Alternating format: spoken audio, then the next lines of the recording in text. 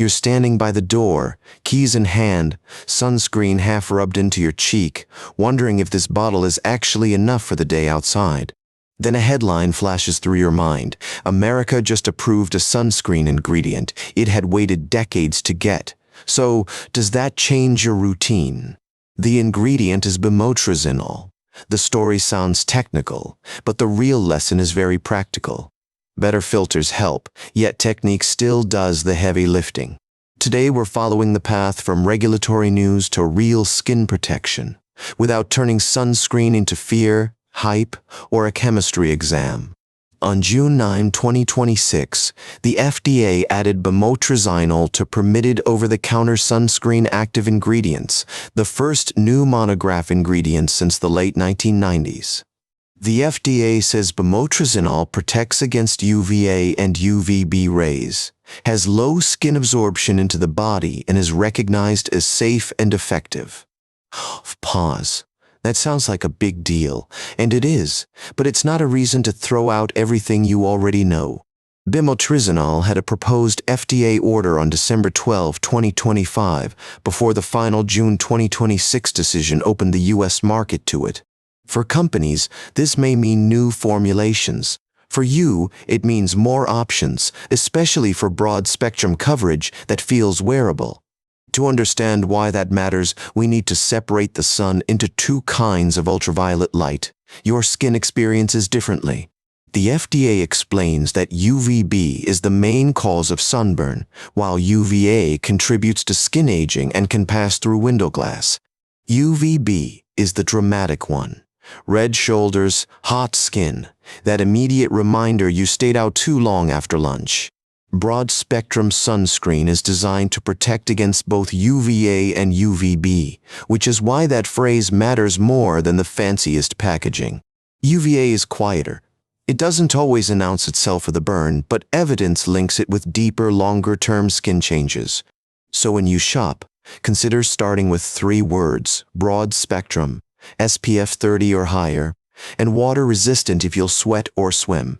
The American Academy of Dermatology recommends choosing sunscreen that is broad-spectrum, SPF 30 or higher, and water-resistant. Now, SPF is where people get tripped up. Bigger numbers feel like longer permission slips. That's not quite how it works. The FDA cautions that SPF is not a simple time multiplier because exposure depends on time of day, location, weather, activity, and amount applied. Think about noon in Arizona versus a cloudy morning in Maine. Same sunscreen, completely different sun equation. Then add real life, towels, wet, missed spots, kids running away mid-application, and the tiny amount most of us actually use. AED says most adults need about 1 ounce of sunscreen, enough to fill a shot glass to cover exposed skin. Softly, if you are applying a thin swipe, you're probably not getting the protection printed on the bottle. One approach: use roughly a nickel-sized amount for your face, then cover ears, neck, hairline, and the tops of your hands. The FDA advises applying sunscreen 15 minutes before going outside so it can settle before direct sun exposure. Make it part of the leaving ritual: shoes, water bottle, sunglasses, sunscreen.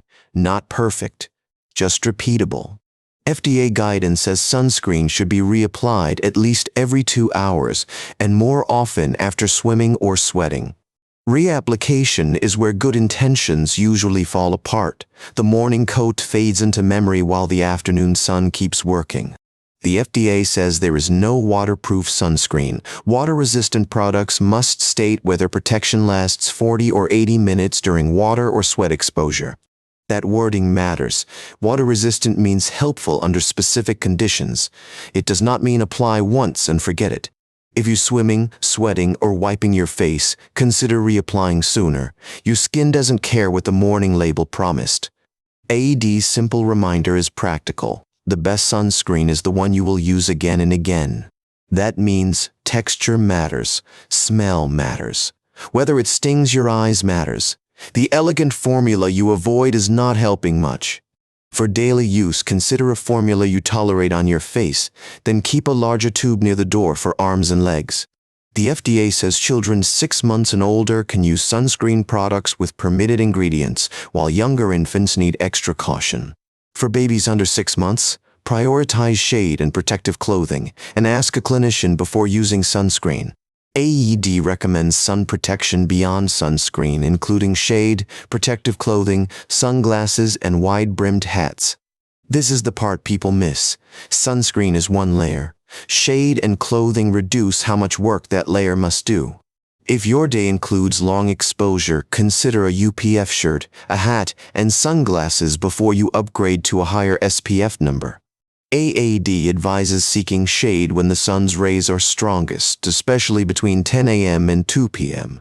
That's not about hiding from life. It's about choosing the smarter seat at lunch, the shaded sidewalk, the hat by the door. Here's a quick mental checklist: broad spectrum, enough product, early application, reapplication, shade, clothing. Simple beats complicated when you're hot and busy. The FDA notes cloud cover does not eliminate UV exposure, which is why cloudy days can still require sun protection. Small laugh. The sneaky sunburn often happens on the day that doesn't feel sunny enough to respect. If you're outside for a walk, gardening, commuting, or watching a game, sunscreen may still be worth considering. The FDA says UV exposure increases risk of skin cancer, premature skin aging, and sunburn. That known risk is why dermatologists keep emphasizing protection, even while ingredient safety questions continue to be studied.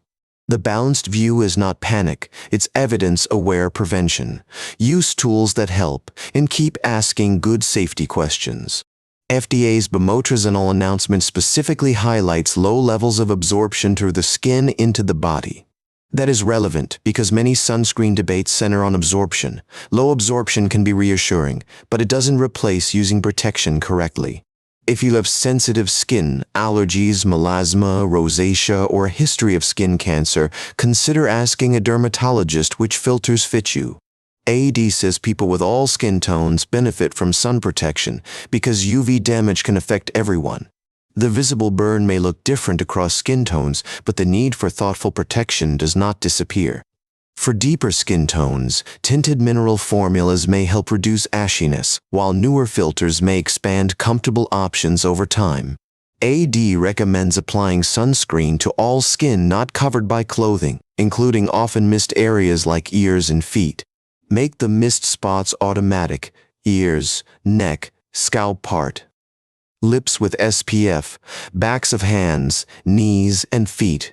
This is where technique beats shopping. A decent sunscreen used generously often outperforms a premium one used sparingly.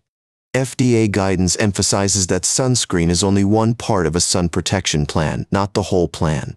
Bemotrizinol changes the ingredient landscape. It does not change the physics of sunlight, sweat, water, fabric, and time. So don't chase the highest number first. Consider chasing the routine you'll actually repeat on ordinary Tuesdays. The FDA says SPF values are determined under specific testing conditions that may not match how people apply sunscreen in real life. Laboratory testing assumes a careful amount. Real life gives us impatience, wind, sand, children, sweat, and half-covered shoulders. AED estimates about 1 in 5 Americans will develop skin cancer in their lifetime, making everyday prevention worth attention. That statistic isn't meant to scare you. It's meant to make prevention feel ordinary, like brushing your teeth. This content is for informational purposes only and is not a substitute for professional medical advice. Always consult your doctor or a qualified healthcare provider before making changes to your health routine. The FDA permits Bemotrizinol for adults and children 6 months and older within over-the-counter sunscreen products. Soon you may see Bemotrizinol in new U.S. products. Treat that as progress, not permission to skip the basics.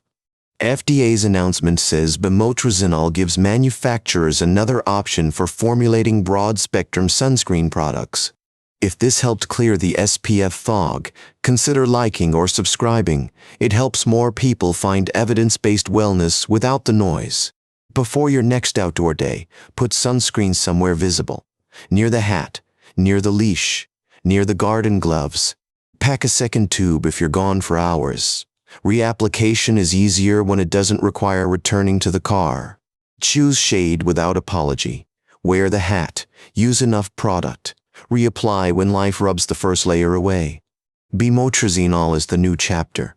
Your daily habits are still the plot. And that's good news because habits are adjustable. Better sunscreen choices are welcome. Better sunscreen use is what turns a bottle in your bag into actual protection.